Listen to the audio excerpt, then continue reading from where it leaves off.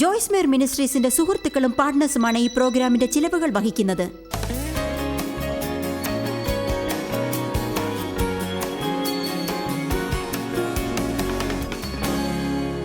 നമ്മൾ ഈ ആഴ്ച മരുഭൂമിയിലെ മനോഭാവത്തെയും തെറ്റായ മനോഭാവം നമ്മെ വാഗ്ദത്ത ദേശത്ത് ജീവിക്കാൻ ഇടയാക്കാതെ മരുഭൂമിയിൽ തന്നെ ജീവിക്കാൻ സംഗതി വരുത്തും എന്നാണ് പഠിക്കുന്നത്. വാഗ്ദത്തത്തെക്കുറിച്ച് സംസാരിച്ച് ക്ഷീണിച്ച് അതിൽ തന്നെ ജീവിക്കാൻ തയ്യാറായവരാരെങ്കിലും ഇവിടെയുണ്ടോ? ഓക്കെ. നമ്മൾ മിസ്രൈമിൽ തുടങ്ങി. അവിശ്വാസികൾ ദൈവത്തിൽ നിന്ന് പിരിക്കപ്പെട്ടു. നമ്മൾ അതിൽ നിന്ന് പുറത്തു വന്നു. വാഗ്ദത്ത ദേശത്തെത്തിയിരിക്കുന്നു. എല്ലാവരും മരുഭൂമിയിലൂടെ ചെറുതായി യാത്ര ചെയ്യുന്നു. ഈ മരുഭൂമിയിലൂടെ യാത്ര ജഡീകതയെ കുറിക്കുന്നു. നിങ്ങളുടെ ഹൃദയത്തിൽ ജീവിക്കുന്നതിനെ കാണിക്കുന്നു. രക്ഷിക്കപ്പെടാത്ത ഒരു വ്യക്തി വീണ്ടും ജനിക്കില്ല. എന്നാൽ നിങ്ങൾ രക്ഷിക്കപ്പെടുമ്പോൾ യേശുവിൽ വീണ്ടും ജനിക്കാനാവും, അഥവാ യേശുവിൽ പുതുപ്പിക്കപ്പെടും. എന്നാലും ജഡീകരായിരിക്കാൻ സാധ്യതയുണ്ടാവും. നമ്മൾ ആ സ്ഥലത്ത് ഇരിക്കുന്നത് വരെ, അതായത് ആത്മീകമായി പക്വതയിലായിരിക്കാത്തപ്പോൾ നമ്മൾ ഈ മരുഭൂമിയിൽ ചുറ്റിത്തിരിഞ്ഞുകൊണ്ട് ജീവിക്കും. വാഗ്ദത്ത ദേശത്ത് ജീവിക്കുക. ഇത് ദൈവത്തിൻ്റെ വാഗ്ദാനങ്ങൾ അനുഭവിക്കുക മാത്രമല്ല, നമുക്ക് ഒരളവ് പക്വത ലഭ്യമായിട്ടുണ്ട് എന്നും നാം ഇനി നമ്മുടെ ചിന്തകളും നമ്മുടെ ആഗ്രഹങ്ങളും നമ്മുടെ വികാരങ്ങളും കൊണ്ട് ജീവിക്കുന്നില്ല എന്നുമാണ്. നാം എന്ത് ചിന്തിക്കുന്നു, നമുക്കെന്ത് വേണം, നമുക്കെന്ത് തോന്നുന്നു, നാം ദൈവവചനത്തിലും ദൈവത്തിൻ്റെ ആഗ്രഹപ്രകാരവും ജീവിക്കണം. നമ്മുടെ സ്വന്തമല്ല. നമുക്കെല്ലാം ഒരു ഹൃദയമുണ്ട്. നമ്മുടെ ഹൃദയമാണ് നമ്മുടെ മനസ്സ്, നമ്മുടെ ആഗ്രഹം, നമ്മുടെ വികാരങ്ങൾ. നമ്മുടെ വായ നമ്മുടെ ഹൃദയത്തിലുള്ള എല്ലാ ആഗ്രഹങ്ങളും വെളിപ്പെടുത്തുന്നു. എനിക്ക് വേണം, എനിക്ക് തോന്നുന്നു, ഞാൻ കരുതുന്നു. ആഗ്രഹം, ചിന്ത, വികാരം. നമ്മൾ പറഞ്ഞുകൊണ്ടിരുന്നത് തെറ്റായ മനോനില കാരണം മിസ്രയീമർ 11 ദിവസത്തെ യാത്രയ്ക്ക് പകരമായി മരുഭൂമിയിൽ 40 വർഷം ചുറ്റിത്തിരിഞ്ഞു എന്നതിനെക്കുറിച്ചാണ്. ദൈവകൃപയാൽ നമ്മൾ അതിലെ 7 എണ്ണത്തെക്കുറിച്ച് പറഞ്ഞു കഴിഞ്ഞു. ഇന്നിനി 3 എണ്ണം കൂടിയുണ്ട്. നമ്മളിന്ന് തുടങ്ങാൻ പോകുന്നത് 8ാമത്തതിനെ കുറിച്ചാണ്. തെറ്റായ മനോഗതി. ദൈവം അവർക്ക് നൽകാം എന്ന് കൊടുത്ത വാഗ്ദത്തം മിസ്രയീമ്യർക്ക് ലഭ്യമാക്കാൻ സാധിക്കാതെ പോയി എന്നതിനെക്കുറിച്ച്. എനിക്ക് യോഗ്യതയില്ലെങ്കിൽ ദൈവത്തിന് എന്നെ അനുഗ്രഹിക്കാനാവില്ല. അത് ശരിയാണ്, നാം അത് അർഹിക്കുന്നില്ല. എന്നാൽ അത് കാരണം ദൈവം നമ്മെ അനുഗ്രഹിക്കില്ലെന്ന് പറയാനാവില്ല. ആമേൻ. നിങ്ങൾ ചെയ്ത തെറ്റുകൾ നോക്കുന്നത് അവസാനിപ്പിച്ച് ദൈവം ചെയ്ത ശരി എന്താണെന്ന് നോക്കുക. ആമേൻ. ഇനി എഫേസ്യർ 1:4-5 ഒരു മനോഹരമായ വചനമാണിത്. അത് നമുക്ക് ഒരുമിച്ച് വായിച്ചു നോക്കാം. അവൻ സ്നേഹത്താൽ നമ്മെ തിരഞ്ഞെടുത്തതുപോലെ. എന്തുകൊണ്ടാണ് ദൈവം നമ്മെ തിരഞ്ഞെടുത്തത്? കാരണം അവൻ നിങ്ങളെ സ്നേഹിക്കുന്നു. നാം തൻ്റെ സന്നിധിയിൽ വിശുദ്ധരും നിഷ്കളങ്കരുമാകേണ്ടതിന് നമ്മെ തിരഞ്ഞെടുത്തു. ദൈവം വെറുതെ നിങ്ങളുടെ കൂടെ ഒട്ടിച്ചേർന്നിരിക്കില്ല. അവൻ നിങ്ങളെ തിരഞ്ഞെടുത്തു. ആമേൻ. അവന് നിങ്ങളെക്കുറിച്ച് എല്ലാ കാര്യങ്ങളും തുടക്കം മുതൽ നന്നായിട്ടറിയാം. നിങ്ങൾ ദൈവത്തിനൊരു അതിശയമല്ല, ഞാനുമല്ല. അയ്യോ, എന്താണിത്, എന്താണ് ഈ കിട്ടിയതെന്ന് ദൈവം പറയില്ല. തിരുഹിതത്തിന്റെ പ്രസാദപ്രകാരം യേശുക്രിസ്തു മുഖാന്തരം നമ്മെ ദത്തെടുക്കേണ്ടതിന് അവൻ പ്രിയനായവനിൽ നമുക്ക് സൗജന്യമായി നൽകിയ തൻ്റെ കൃപാമഹത്വത്തിൻ്റെ പുകഴ്ചയ്ക്കായി സ്നേഹത്തിൽ നമ്മെ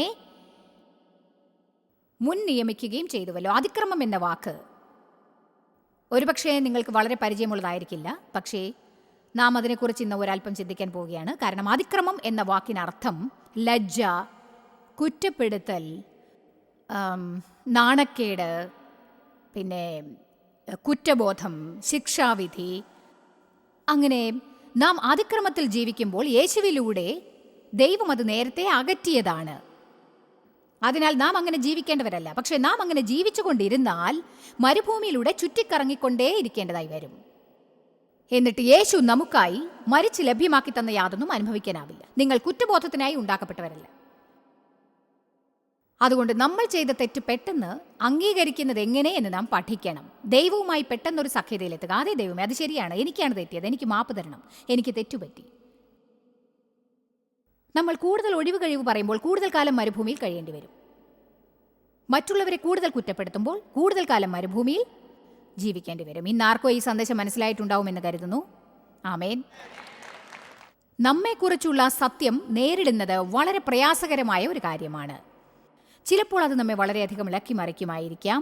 പക്ഷേ സത്യത്തെ നേരിടാതെ ആത്മീക പക്വത ലഭ്യമാക്കുന്നത് അസാധ്യമാണ്. ഇവയ്ക്ക് രണ്ടിനും സാമ്യതയുണ്ട്.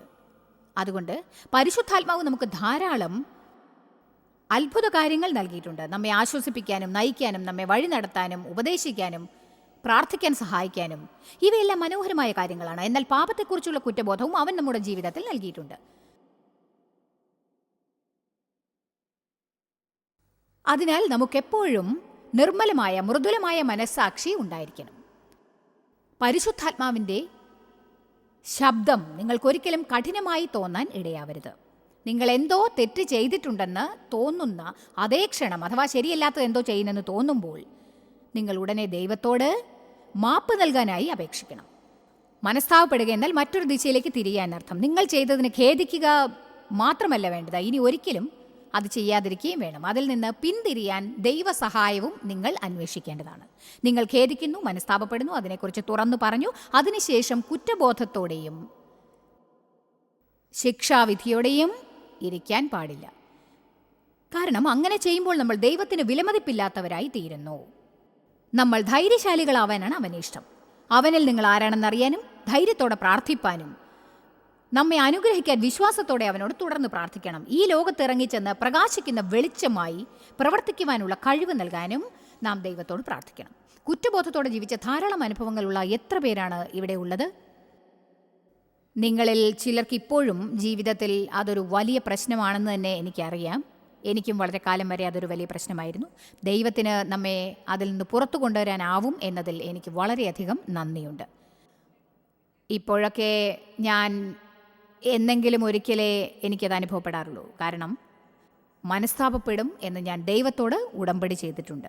പരിശുദ്ധാത്മാവിനെ ദുഃഖിപ്പിക്കുമ്പോൾ എനിക്ക് വളരെയധികം വിഷമം തോന്നാറുണ്ട്. എന്നാൽ ഞാൻ അതീവ ശക്തിയോടെ മുകളിലേക്കും താഴേക്കും ഓടി നടക്കണം എന്ന് ദൈവം ആഗ്രഹിക്കുന്നതായി എനിക്കറിയാം. ഞാൻ സ്വയസഹതാപത്തോടെയും വിഷമിച്ചുകൊണ്ടും അങ്ങുമിങ്ങും നടക്കുന്നത് അവനിഷ്ടമല്ല. അതായത് ഞാൻ എത്രമാത്രം മോശമാണ്, എന്നെക്കൊണ്ട് ഇതിനൊന്നും സാധിക്കില്ല, ഞാനൊന്നും നേരായി ചെയ്യുന്നില്ല, അങ്ങനെ പല കാര്യങ്ങളും. ഇനി ഒരിക്കലും അത്തരം കാര്യങ്ങൾ ചെയ്തുകൊണ്ട് നിങ്ങളുടെ സമയം പാഴാക്കരുത്. കാരണം അതല്ല ദൈവം നിങ്ങളിൽ നിന്ന് ആഗ്രഹിക്കുന്നത്. ആമേൻ. അതിനാൽ നമുക്ക് മുന്നോട്ട് പോയി ഈ വചനത്തിൻ്റെ ബാക്കിയും വായിക്കാം. കാരണം നിങ്ങളിത് മുഴുവൻ വായിക്കണം. യേശുക്രിസ്തു മുഖാന്തരം നമ്മെ ദത്തെടുക്കേണ്ടതിന് അവൻ പ്രിയനായവനിൽ നമുക്ക് സൗജന്യമായി നൽകിയ തൻ്റെ കൃപാമഹത്വത്തിൻ്റെ പുകഴ്ചയ്ക്കായി സ്നേഹത്തിൽ നമ്മെ മുൻ നിയമിക്കുകയും ചെയ്തുവല്ലോ. എനിക്ക് വിശദീകരിച്ച വേദപുസ്തകം ഇഷ്ടമാണ്. കാരണം യേശു എന്തുകൊണ്ടാണ് ഇതൊക്കെ ചെയ്തതെന്ന് അതിൽ പറയുന്നു. കാരണം അത് അവനെ സന്തോഷിപ്പിച്ചു. അതായിരുന്നു അവൻ്റെ ലക്ഷ്യം. ഇനിയും വ്യക്തമായി പറഞ്ഞാൽ അവൻ നിങ്ങളെ സ്നേഹിക്കാൻ കാരണം അവനത് ആഗ്രഹിച്ചു. അതിനും എൻ്റെ പ്രവർത്തനങ്ങൾക്കും തമ്മിൽ ഒരു ബന്ധവുമില്ല. അവനെ നിങ്ങൾ രക്ഷകനായി സ്വീകരിക്കുന്നതിനും അവനെക്കുറിച്ച് ചിന്തിക്കുന്നതിനും മുൻപ് അവൻ നിങ്ങളെ സ്നേഹിച്ചു. നിങ്ങൾ പാപത്തിൻ്റെ ആഴത്തിലായിരുന്നപ്പോഴും അവൻ നിങ്ങളെ സ്നേഹിച്ചു. നിങ്ങൾ അവനിൽ നിന്ന് അകന്നു മാറി മിസ്രയീമിലേക്ക് തിരിച്ചു പോയാലും അവൻ നിങ്ങളെ സ്നേഹിക്കും. അവൻ നിങ്ങളെ സ്നേഹിക്കുന്നു. നമ്മെ അവൻ സ്നേഹിക്കുന്നത് കൊണ്ടാണ് അവനുമായി ഒരു ബന്ധത്തിന് നമ്മെ വിളിച്ചിരിക്കുന്നത്. അവൻ നല്ലവനായതുകൊണ്ടും ദയാലുവായതുകൊണ്ടും കൂടിയാണ്. അവന് നമുക്ക് വേണ്ടി ധാരാളം അനുഗ്രഹങ്ങളുണ്ട്. കാരണം അവൻ നമ്മെ സ്നേഹിക്കുന്നു. അവൻ നല്ലവനായതുകൊണ്ടും ദയാലുവായതുകൊണ്ടും. നാം അവിടെ നിന്ന് ആരംഭിക്കണം. അതിനാൽ നാം അലസമായ പഴയ ജഡീകത നിറഞ്ഞ ജീവിതം ജീവിക്കണം എന്നർത്ഥമില്ല. എന്നിട്ട് ദൈവാനുഗ്രഹം അനുഭവിക്കണമെന്നുമില്ല. അതിനാൽ ദൈവം നിങ്ങളെ സ്നേഹിക്കുന്നില്ലെന്നല്ല, അവൻ എപ്പോഴും നിങ്ങളെ സ്നേഹിക്കും. കാരണം അവൻ്റെ സ്നേഹം നിബന്ധനകളില്ലാത്തതും അനന്തവുമാണ്. നിങ്ങൾ ദൈവത്തെ എന്തുമാത്രം സ്നേഹിക്കുന്നതിൽ ശക്തമായ അടിസ്ഥാനം ആദ്യം ഉണ്ടാക്കിയാൽ നമ്മൾ ദൈവസ്നേഹം ലഭ്യമാക്കാനായി മാത്രം നേരായ കാര്യങ്ങൾ ചെയ്യില്ല. പകരം നമുക്ക് സൗജന്യമായി നൽകപ്പെട്ട സ്നേഹത്തിന് പകരമായിട്ടാണ് അവ ചെയ്യുന്നത്. അവൻ ആദ്യം നമ്മെ സ്നേഹിച്ചതുകൊണ്ടാണ് നമ്മൾ അവനെ സ്നേഹിക്കുന്നത്. ഞാൻ ദിവസവും എഴുന്നേറ്റ് ദൈവത്തെ സന്തോഷിപ്പിക്കാൻ പരിശുദ്ധാത്മാവിനോടൊത്ത് പ്രവർത്തിക്കും. ദൈവത്തെ സന്തോഷിപ്പിക്കാനായി ദൈവവചനം വായിച്ച് പഠിക്കും. നേരായത് ചെയ്യാൻ ഞാൻ ആഗ്രഹിക്കുന്നു. ജനങ്ങൾ പാപമംഗലമായ മുഷിപ്പൻ ജീവിതം നയിക്കാൻ ഒരു ഒഴിവ് കഴിവ് കാണുന്നു. ഇന്ന് നിങ്ങൾ ഇവിടെ എത്തിയിരിക്കുന്നത് നേരായത് ചെയ്യണം എന്ന ആഗ്രഹം നിങ്ങൾക്കുള്ളത് കൊണ്ടാണ്. ഒരു ശനിയാഴ്ച ഇതുപോലൊരു നല്ല കാര്യത്തിനായി ചിലർ ചിലവഴിക്കാറില്ല. ദൈവത്തെ സ്നേഹിക്കുന്നതിലാണ് നിങ്ങൾ ഇവിടെ വന്നിരിക്കുന്നത്. നേരായത് ചെയ്യാൻ ആഗ്രഹിക്കുന്നത് കൊണ്ടുമാണ് വന്നത്. എന്നാൽ നേരായത് ചെയ്യുന്നത് കൊണ്ട് ദൈവസ്നേഹം കൂടുതലായി നേടാനാവും എന്ന് കരുതരുത്. നിങ്ങൾക്ക് ലഭ്യമാക്കാവുന്ന ദൈവസ്നേഹം മുഴുവനും ഇപ്പോൾ തന്നെ കിട്ടിക്കഴിഞ്ഞിരിക്കുന്നു. എന്നാൽ ദൈവം നിങ്ങളെ സ്നേഹിക്കുന്നു എന്ന അത്ഭുതകരമായ സത്യം നിങ്ങൾ അറിയുമ്പോൾ അത് നേടാൻ നിങ്ങൾക്ക് യാതൊരു യോഗ്യതയും ഇല്ലെന്ന് നിങ്ങൾ അറിയുമ്പോൾ ദൈവം നമുക്ക് നൽകിയിരിക്കുന്നതായ ആ ഒരു അതിശയത്തിൽ നിന്ന് നാം പ്രതികരിക്കാൻ ആരംഭിക്കുന്നതാണ്. എന്നിട്ട് നേരായത് ചെയ്യാൻ ആഗ്രഹിക്കും. അത് ജഡത്തിന്റെ പ്രവർത്തനമല്ല, കടമയ്ക്കായിട്ടുള്ള പ്രവർത്തനമല്ല, ദൈവം നമ്മൾ കടപ്പെട്ടവരാണെന്ന തോന്നലുള്ളത് കൊണ്ടുമല്ല, നമുക്ക് ചെയ്യണമെന്ന് തോന്നുന്ന ഒന്നാണത്. ആമേൻ. ചിലപ്പോൾ സാത്താന്റെ നുണകളിൽ നിന്ന് പോരാട്ടത്തിലൂടെ പുറത്തു കടക്കേണ്ടതായി വരും. നിങ്ങൾ അതും ഇതുമൊക്കെ ചെയ്തത് കാരണം ഒരിക്കലും ദൈവത്തിന്റെ അനുഗ്രഹത്തിന് പാത്രരാവുകയില്ലെന്ന് അവൻ നിങ്ങളോട് നുണ പറഞ്ഞു പഠിപ്പിക്കാനായി ശ്രമിക്കും. എന്നാൽ വസ്തുത ഇതാണ്, നിങ്ങൾ മനസ്താപപ്പെട്ടിട്ടുണ്ടെങ്കിൽ, യേശുവിനെ നിങ്ങൾ സ്വീകരിച്ചിട്ടുണ്ടെങ്കിൽ, അഥവാ ഇവിടെ വന്നിരിക്കുന്ന നിങ്ങൾ ഒരുപക്ഷേ ചിന്തിക്കാവുന്നതിലുമുപരി ഏറ്റവും ആഴമുള്ള കുഴിയിലാണെങ്കിലും ദൈവത്തെ കൂടാതെ പാപജീവിതം നയിച്ചുകൊണ്ടിരിക്കുകയാണെങ്കിൽ തന്നെ ഇന്ന് നിങ്ങൾ മനം തിരിയാനും ഒരു പുതിയ വഴിയിലേക്ക് പോകാനും തയ്യാറാണെന്നുണ്ടെങ്കിൽ ഞാനിപ്പോൾ നിങ്ങളോട് പറയുന്നതെല്ലാം ഇപ്പോൾ തന്നെ നിങ്ങൾക്ക് ലഭ്യമാക്കാം. ദൈവം നിങ്ങളെ മാറ്റാനായി നിങ്ങൾ സന്നദ്ധരാവുകയാണെങ്കിൽ നിങ്ങൾ എന്തു തന്നെ ചെയ്തിരുന്നാലും നിങ്ങളെ ദൈവം മാറ്റണമെന്നുണ്ടെങ്കിൽ നമ്മൾ നമ്മുടെ ജീവിതത്തിൽ നിന്ന് മാർഗ തടസ്സങ്ങളെ തള്ളി അകറ്റാൻ ദൈവത്തെ അനുവദിക്കേണ്ടത് പ്രധാനമാണ്. വാസ്തവത്തിൽ യോശുവ 5:9 ദൈവം മിസ്രയീമ്യരെ വാഗ്ദത്ത ദേശത്തേക്ക് നയിക്കാൻ യോശുവയെ വിളിച്ചപ്പോൾ ദൈവം യോശുവയിലൂടെ അവരോട് സംസാരിച്ചു. എന്തെന്നാൽ ഇന്ന് ഞാൻ മിസ്രയീമിന്റെ നിന്ദ നിങ്ങളിൽ നിന്ന് ഉരുട്ടിക്കളഞ്ഞിരിക്കുന്നു എന്ന് പറഞ്ഞു. അവിടെ എത്തുന്നതിന് മുൻപ്, ആദ്യത്തെ പട്ടണം കൈയടക്കുന്നതിന് മുൻപ് ദൈവം അതാണ് അവരോട് പറഞ്ഞത്. കുറ്റബോധവും ശിക്ഷാവിധിയും നിങ്ങളെക്കുറിച്ചുള്ള മോശമായ തോന്നലും നിറഞ്ഞിരുന്നാൽ നിങ്ങൾക്ക് കൈയടക്കാനാവില്ല, വിജയത്തിന്റെ ആത്മാവും ഉണ്ടാവില്ല. നിങ്ങളെക്കുറിച്ച് മോശമായി സംസാരിക്കാതിരിക്കൂ. ഞാൻ പറയുന്നു, നിങ്ങളെക്കുറിച്ച് മോശമായി സംസാരിക്കരുതെന്ന്. നിങ്ങളെക്കുറിച്ച് തെറ്റായ കാര്യങ്ങൾ സംസാരിക്കരുത്. നിങ്ങളുടെ വാക്കുകൾക്ക് അനേകം ശക്തിയുണ്ട്. മറ്റുള്ളവർ പറയുന്നത് കേൾക്കുന്നതിനേക്കാൾ നിങ്ങൾ പറയുന്നതാണ് കൂടുതലായി നിങ്ങൾക്ക് കേൾക്കുക എന്ന് ശാസ്ത്രീയപരമായി തെളിയിക്കപ്പെട്ടിരിക്കുന്നു. ഞാൻ ഈ വാരാന്ത്യത്തിൽ പറയുന്നത് നിങ്ങൾ വിശ്വസിക്കുമെന്ന് കരുതുന്നു. എന്നാൽ വീട്ടിലെത്തിയ ശേഷം ഈ വാരാന്ത്യത്തിൽ നിങ്ങൾ പഠിച്ച 10 കാര്യങ്ങൾ സ്വീകരിച്ച് അവയെ നിങ്ങൾ ദിവസേന ഏറ്റുപറഞ്ഞുകൊണ്ടിരിക്കുകയാണെങ്കിൽ, ഇങ്ങനെ പറഞ്ഞു തുടങ്ങിയാൽ, ഞാൻ യേശുവിൽ ദൈവത്തിന്റെ നീതിയാണ്, ദൈവം എന്നെ സ്നേഹിക്കുന്നു, എനിക്കതിനുള്ള യോഗ്യതയില്ല, തീർച്ചയായും അതിൻ്റെ ഫലം നേടാൻ കഴിയും, ദൈവം എന്നെ സ്നേഹിക്കുന്നു, ഞാൻ കുറ്റബോധത്തിൻ്റെയും ശിക്ഷാവിധിയുടെയും കീഴിൽ ജീവിതം നയിക്കാൻ സന്നദ്ധനല്ല. കാരണം യേശുക്രിസ്തുവിലുള്ളവർക്ക് ഇപ്പോൾ ശിക്ഷാവിധി ഉണ്ടായിരിക്കുകയില്ല. ഞാൻ ദൈവത്തെ സ്നേഹിക്കുന്നു. ഞാൻ എത്തേണ്ടടുത്ത് എത്തിയിട്ടില്ലെങ്കിലും പണ്ടുണ്ടായിരുന്ന സ്ഥലത്തല്ലെന്നതിന് നന്ദി ദൈവമേ.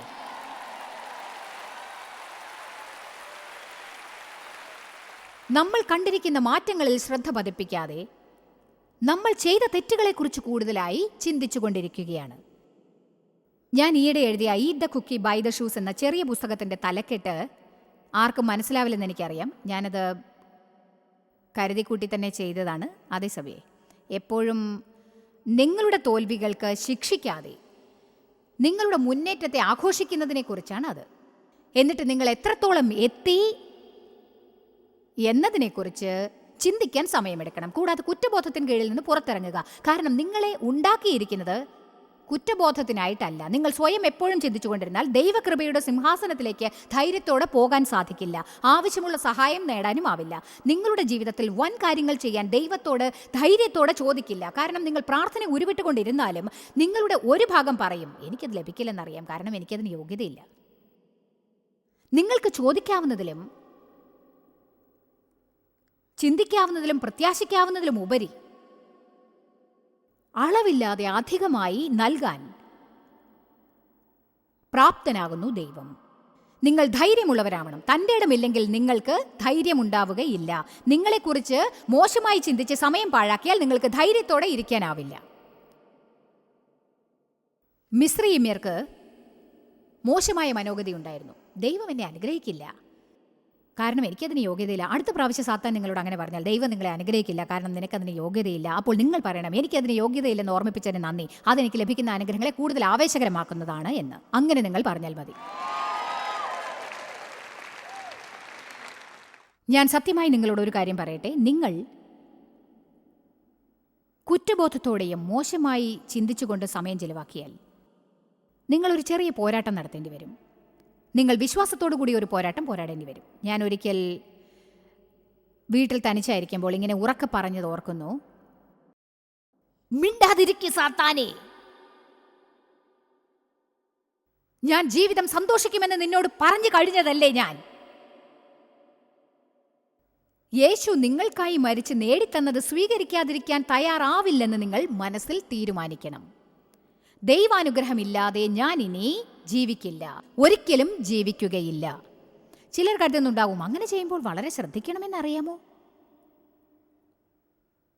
അത് തെറ്റാണെന്ന് എനിക്കും പറയാനാവും. പക്ഷേ ദൈവത്തിനത് ഇഷ്ടമാണ്.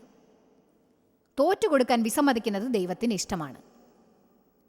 ഞാനിത് പറയുമ്പോൾ നിങ്ങൾ എവിടെ ഇരുന്ന് കേട്ടാലും, ചില ദിവസങ്ങൾക്ക് മുൻപ് ദൈവം എന്നോട് പറഞ്ഞു, നീ ആത്മാവിൽ ഒരു പോർക്കാളയെ പോലെ ഇരിക്കണം. മുൻകൈ എടുത്ത് പറയണം, ഞാൻ പിന്മാറാൻ തയ്യാറല്ല. ശരി, ഉൽപ്പത്തി 32 നോക്കാം. യാക്കോബിന്റെ കാര്യം തന്നെ നമുക്ക് എടുക്കാം. ഞാൻ പറയുന്നത് എന്താണെന്ന് അപ്പോൾ മനസ്സിലാവും. യാക്കോബ്, നിങ്ങൾക്ക് ഓർമ്മയില്ലേ, സഹോദരൻ ഏശാവിനെ പറ്റിച്ച് ആദ്യജാതന്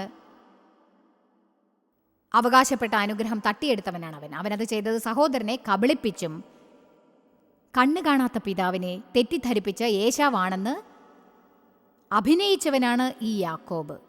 ഏശാവിന് അവകാശപ്പെട്ടത് ചതിയിലൂടെയും കൗശലത്തിലൂടെയും അവൻ കൈക്കലാക്കുകയുണ്ടായി. അതിനാൽ അവൻ അനേക വർഷം ഭയത്തോടെ ജീവിച്ചു, ഓടി ഒളിച്ചു. ഹൃദയത്തിൽ വിഷമം തോന്നി. എന്നെങ്കിലും ഒരിക്കൽ ഏശാവിനെ നേരിടേണ്ടി വരുമെന്ന് അവൻ എപ്പോഴും ഭയപ്പെട്ടു. അതോടെ ജീവിതം അവസാനിക്കുമെന്നും അവൻ കരുതി. ഒടുവിൽ അവന് മടുത്തു തുടങ്ങി. ഞാൻ ഒരു കാര്യം പറയട്ടെ, തെറ്റായ വഴിയിലൂടെ ജീവിക്കുന്നത് അവസാനിപ്പിക്കാതെ ദൈവത്തിന് നിങ്ങളുടെ ജീവിതത്തിൽ ഒന്നും ചെയ്യാനാവില്ല. ഞാൻ പറഞ്ഞ മനസ്സിലായോ? ക്ഷീണിക്കുന്നത് വരെ ദൈവത്തിന് നമ്മുടെ ജീവിതത്തെ മാറ്റാൻ സാധിക്കില്ല. നിങ്ങൾ മടുത്ത് ക്ഷീണിച്ച് അവശരാകുന്നത് വരെ ഒന്നിനും മാറ്റമുണ്ടാവില്ല. നിങ്ങൾ പരിശുദ്ധാത്മാവിന്റെ തീരുമാനത്തോടെ ഇങ്ങനെ പറയണം, ഞാൻ മനസ്താപപ്പെട്ട് കഴിഞ്ഞ കാര്യങ്ങൾക്കായി ഇനി ഒരിക്കലും ഞാൻ കുറ്റബോധത്തോടെ ജീവിക്കാൻ ഉദ്ദേശിക്കുന്നില്ല. നിങ്ങൾക്കറിയാമോ, എനിക്ക് കുറ്റബോധം ഒരു പ്രശ്നമായിരുന്നു. കുറ്റം ചെയ്തു എന്ന് തോന്നലില്ലെങ്കിൽ ഞാൻ ശരിയില്ലെന്ന് തോന്നിക്കൊണ്ടിരിക്കും. ഇത് സത്യം തന്നെയാണ്. ദൈവമേ, ആ നാളുകൾ എത്ര കഠിനമായിരുന്നെന്ന് എനിക്കറിയാം. എപ്പോഴും ചെറുതായിട്ടൊരു അശരീരി കേട്ടുകൊണ്ടേയിരിക്കും. നീ ഇത് ചെയ്തില്ല, നീ അത് ചെയ്തില്ല, നീ വേണ്ടത്ര വായിച്ചിട്ടില്ല, നീ വേണ്ടത്ര പ്രാർത്ഥിച്ചിട്ടില്ല, രാവിലെ വായിച്ചത് നിനക്ക് ഓർമ്മയില്ല, ഡേവിനോട് വഴക്കിട്ടു, നീ ഇതാണ് അതാണ്. ഞാൻ എപ്പോഴും ചെയ്ത തെറ്റുകൾക്കെല്ലാം മനസ്താപപ്പെട്ടുകൊണ്ടേയിരുന്നു. പക്ഷേ എങ്ങനെയോ വിശ്വാസത്താൽ ലഭ്യമാകേണ്ട രണ്ടാമത്തെ ഭാഗം എനിക്ക് നഷ്ടമായിക്കൊണ്ടേയിരുന്നു. അതായത് കൃത്യമായി പറഞ്ഞാൽ ഞാൻ ക്ഷമിക്കപ്പെട്ടു എന്നറിയാം, എന്നാലും വികാരങ്ങളെ എന്നെ നിയന്ത്രിക്കാൻ ഞാൻ അനുവദിച്ചു. വികാരങ്ങൾ നിങ്ങളോട് നുണ പറയും എന്ന് നിങ്ങൾ പഠിക്കണം. നിങ്ങൾ ഇപ്പോഴും കുറ്റബോധമുള്ളവരാണെന്ന് അത് പറയും, എന്നാൽ ദൈവം മുൻപാകെ സത്യത്തിൽ നിങ്ങൾക്ക് കുറ്റബോധമില്ല. നിങ്ങൾ ചോദിച്ചേക്കാം, അതിൽ നിന്ന് ഞാൻ എങ്ങനെ പുറത്തു കിടക്കും? നിങ്ങൾ സാത്താനോട് ഉറക്കെ സംസാരിക്കണം. അവനോട് നിങ്ങൾ പറയണം, നീ എനിക്ക് എന്ത് തന്നെ തോന്നിപ്പിച്ചാലും സാരമില്ല, എനിക്ക് ക്ഷമ കിട്ടിയത് എനിക്കറിയാം. സാത്താൻ എനിക്ക് എന്ത് തോന്നിപ്പിച്ചാലും ഞാനത് കണക്കാക്കില്ല, എനിക്ക് മാപ്പ് നൽകപ്പെട്ടിട്ടുണ്ടെന്ന് അറിയാം. നമുക്കത് പരിശീലിക്കാം. സാത്താൻ എനിക്ക് എന്ത് തോന്നിപ്പിച്ചാലും ഞാനത് കണക്കാക്കില്ല, എനിക്ക് മാപ്പ് നൽകപ്പെട്ടിട്ടുണ്ട് എന്നെനിക്ക് അറിയാം. ആമേൻ. അങ്ങനെ യാക്കോബ് ഒടുവിൽ അതുപോലെ ജീവിച്ച് മടുത്ത ഒരു നിലയിലെത്തിയത്. അവന് വളരെ അസ്വസ്ഥതയുണ്ടായി. അവൻ തനിക്കുള്ളതെല്ലാം വിട്ടുകൊടുത്തു. അവൻ തൻ്റെ കുടുംബത്തെ നദിയുടെ മറുകരയിൽ വിട്ടിട്ട് നദി കടന്നു എന്ന് പറയുന്നു. എല്ലാവരെയും പുറകിൽ വിട്ടിട്ട് അയാൾ നദി കടന്ന് ദൈവത്തോട് മല്ലിട്ടു. അത് ചിലപ്പോൾ വളരെ ശക്തമായ സ്ഥലമായിരിക്കും. നമുക്ക് വചനം കാണിക്കാം. യാക്കോബ് തനിച്ചു പുറപ്പെട്ടപ്പോൾ ഒരു പുരുഷൻ, ദൈവപുരുഷൻ, ഉഷസ്സാകുവോളം അവനോട് മല്ല് പിടിച്ചു. ദൈവത്തിന് നമുക്ക് തമ്മിലുള്ള മല്ലെന്താണെന്ന് അറിയാമോ? ദൈവം തൻ്റെ വഴി നടത്തുമെന്ന് തീരുമാനമെടുത്തു. നമ്മൾ നമ്മുടെ വഴി ഉപേക്ഷിക്കുവാനും അവനെ ജയിക്കുകയില്ല. യാക്കോബിനോട് എതിർക്കാനാവില്ലെന്ന് അവൻ കണ്ടപ്പോൾ, അതായത് ദൈവദൂതന് യാക്കോബ് വിട്ടുകൊടുക്കാൻ തയ്യാറല്ലെന്ന് മനസ്സിലായപ്പോൾ, യാക്കോബിനോട് ജയിക്കാനാവില്ലെന്ന് മനസ്സിലായപ്പോൾ ദൈവദൂതൻ യാക്കോബിന്റെ തുടയുടെ തടം തൊട്ടു. ദൂതനുമായി യാക്കോബ് മല്ല് പിടിച്ചപ്പോൾ തുടയുടെ എല്ല് പൊട്ടി. ദൂതനുമായി യാക്കോബ് മല്ല് പിടിച്ചപ്പോൾ തുടയുടെ എല്ല് പൊട്ടി. ഇനി എന്താണിതൊക്കെ? ദൂതൻ ഒരു ചെറിയ മുടന്തുമായി യാക്കോബിനെ വിട്ടുപോയി. ഇതൊരു നല്ല കാര്യമാണെന്ന് എനിക്ക് തോന്നുന്നു. കാരണം ഇതിലൊരു ചെറിയ ഓർമ്മപ്പെടുത്തലുണ്ട്. യാക്കോബ് എന്തിൽ നിന്നാണ് പുറത്തു വരാൻ ശ്രമിച്ചത് എന്ന്. കാരണം ദൈവഹിതത്തിൽ നടന്നില്ലെങ്കിൽ അതിലേക്ക് അവൻ തിരിച്ചു പോകാൻ സാധ്യതയുണ്ടായിരുന്നു. ഇനി നമുക്ക് ബാക്കിയുള്ളതും കൂടി നോക്കാം. അവൻ പറഞ്ഞു, എനിക്കിതിഷ്ടമായി. ദൈവദൂതൻ യാക്കോബിനോടൊത്ത് മല്ല് പിടിച്ചതിന് ശേഷം പറഞ്ഞു, എന്നെ വിടുക, എന്നെ വിടുക. ഉഷസ്സുദിക്കുന്നുവല്ലോ, നീ എന്നെ അനുഗ്രഹിച്ചാലല്ലാതെ ഞാൻ നിന്നെ വിടുകയില്ല എന്നവൻ ദൈവദൂതനോട് പറഞ്ഞു. ഇത് അത്ഭുതകരമായി നിങ്ങൾക്ക് തോന്നുന്നില്ലേ? ഞാൻ നിന്നെ പോകാൻ അനുവദിക്കില്ല. ഇല്ല, നിന്നെ ഞാൻ പോകാൻ വിടില്ല. ഇല്ല, ഞാൻ നിന്നെ വിടില്ല. ആർക്കെങ്കിലും അനുഗ്രഹം ലഭിക്കാനാവുമെങ്കിൽ എനിക്കും അനുഗ്രഹം ലഭിക്കും.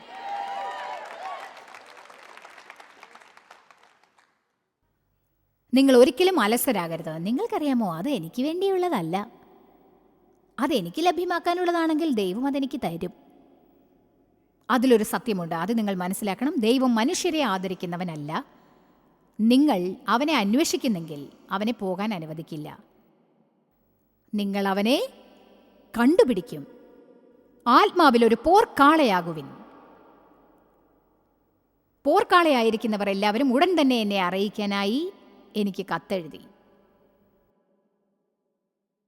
ഞങ്ങളുടെ നികൃഷ്ടമായ സ്വഭാവം ഉപേക്ഷിക്കാൻ പോവുകയാണെന്ന്.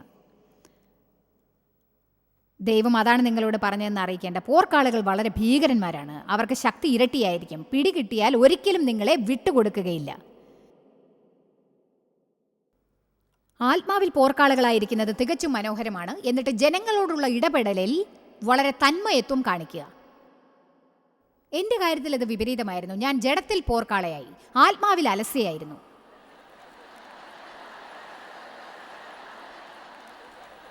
പിന്നീട് എനിക്ക് തിരിഞ്ഞു വരേണ്ടി വന്നു. ആമേൻ. അങ്ങനെ യാക്കോബ് മുടന്തി നടന്നുവെങ്കിലും അവൻ അനുഗ്രഹം ലഭിച്ചിരുന്നു.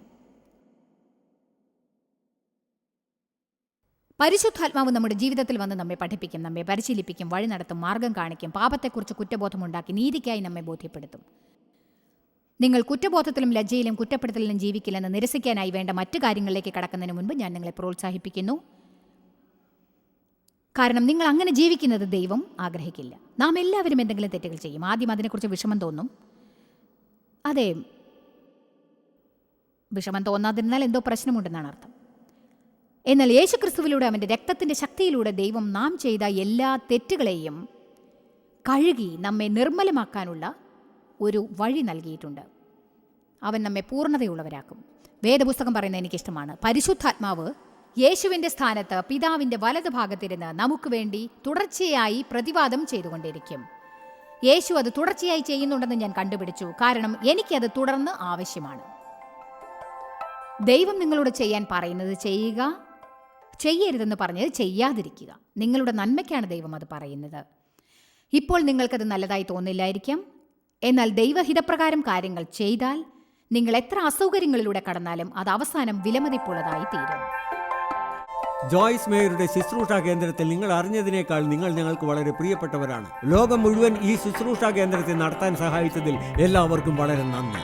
നമ്മൾ ഒരുമിച്ച് വിശക്കുന്നവർക്ക് ആഹാരം കൊടുക്കുന്നു, പാവപ്പെട്ടവർക്ക് വസ്ത്രങ്ങൾ കൊടുക്കുന്നു, എല്ലാ ദേശത്തേക്കും സന്ദേശങ്ങൾ അറിയിക്കുന്നു. ഞങ്ങൾ നിങ്ങളോട് അപേക്ഷിക്കുകയാണ്, ഞങ്ങളോട് ബന്ധപ്പെടുക.